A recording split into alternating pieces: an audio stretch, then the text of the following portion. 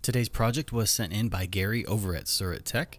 Gary sent over this Series 2 Kenner Young T-Rex to get refurbished, and as you can tell, this poor guy has seen better days. The overall rubber is still in good condition, and I don't see any tears or chunks missing, which is a real good sign. The yellow paint on the underside, however, has been really worn off over the years. It's also missing both of the hands and the dyno damage piece. The figure is pretty dirty, so it'll definitely have to have a good scrubbing to get the past 30 years of kid grime off of it before I start painting it, and it feels as if the foam stuffing on the inside has really deflated over time, so I'll probably have to restuff it as well, just so it'll stand better. As for the missing parts, this will fortunately be an easy fix since Gary does make replacement reproduction pieces for this figure, as well as several Kenner dyno damage parts and odds and ends for the vintage Kenner line.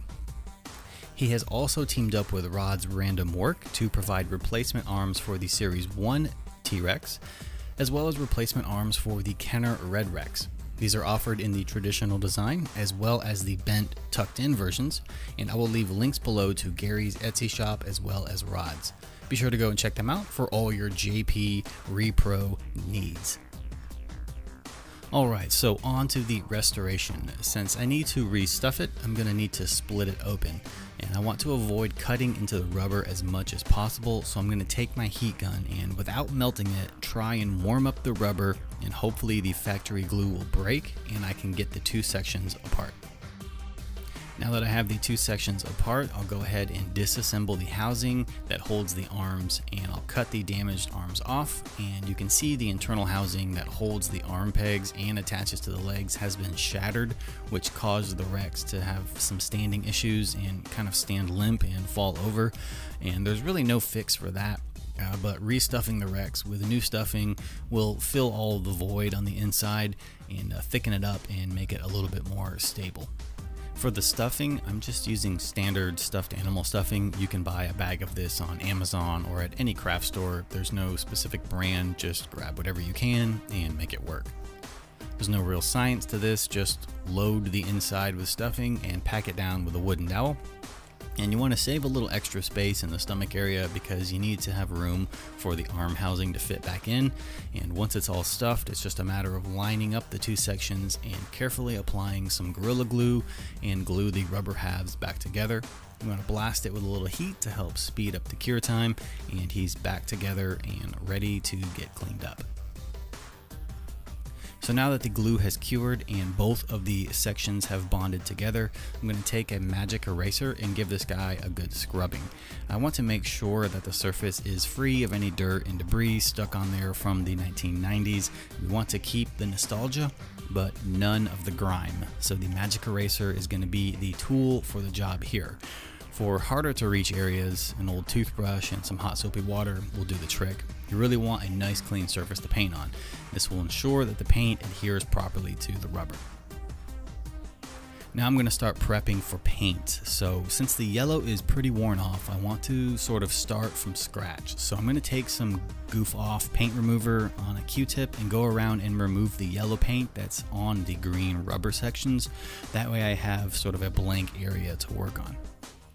Now it's finally time to start slinging paint. Again, since the original paint is really worn, I'm just going to repaint all of the yellow deco instead of touching it up. Since I am doing a full-on repaint of the underside, I'm not going to worry too much about getting the yellow to match spot on to the factory colors. But I'll get it close enough that it will work for this restoration. For the yellow, I mixed 3 different colors together: Vallejo Ochre Brown, Medium Yellow by Golden Paints, and a basic Createx Yellow. This, of course, is just what I used. I'm sure there are an unlimited number of brands of paints and colors out there that you could mix together to achieve a similar tone. This just happens to be what I have on hand at the moment.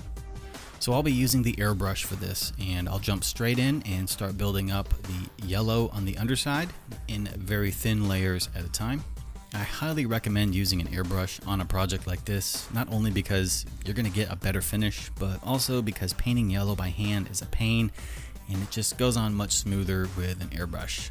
Always work smarter, not harder. So I'm done with the yellow for now. So I'm going to take a quick detour and paint the inside of the mouth with a flesh tone, and then I'll paint the teeth with an off-white. Once those are dry, I'll give them a gloss coating to protect it and also help it shine and give it that natural wet look. Now I'll jump back over to the yellow again, and since I haven't sealed the paint yet, I can go back in with a Q-tip dipped in rubbing alcohol and clean up any overspray that may be on areas of the skin where I don't want the yellow paint to be. I can also take that Q-tip and trim and clean up the yellow patterns along the head. Now I'll throw some black paint in the airbrush and hit all of the areas like the back section, thighs, and around the eyes. The original black paint is worn off, but not as bad as the yellow, so I can still sort of make out where the spots are that should be black. With all the main parts done, now it's time to finish off with all the little details. The wound area is in pretty rough shape, so I'll go in with some red paint and hit all the meaty parts, and then go back in with some bone color and paint the rib section. I'll seal the inside section with some gloss Mod Podge, not only to protect the paint so the dino damage piece doesn't rub it off, but also to kind of give it that wet, kind of gory, bloody look. Now I'll jump over to the head and paint his eyes with some yellow ochre, and then I'll add a black dot, followed by the classic Kenner white light catch. And now that all the painting is done, it's time to pop in his new arms and then plug in his dino damage piece. And I'm going to give him a couple of coats of matte varnish. And it's important to keep in mind when you are painting and sealing vintage rubber dinosaurs to always use acrylic based paints and varnishes. Never use rattle cans on the old rubber stuff. It will not cure and it will always be tacky and gross feeling. So that's just a little tip from me to you. But this restoration is done.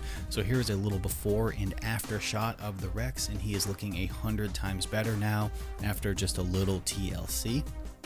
So if you're a vintage collector and you're planning a restoration, or you just need some replacement parts for your vintage stuff, be sure to check out Surrett Tech and Rod's Random Works. I will leave links below to their stores and their social media accounts. For more Jurassic related content, you know where to find me. Links will be in the description box below. You guys take care, and I'll see you around the compound.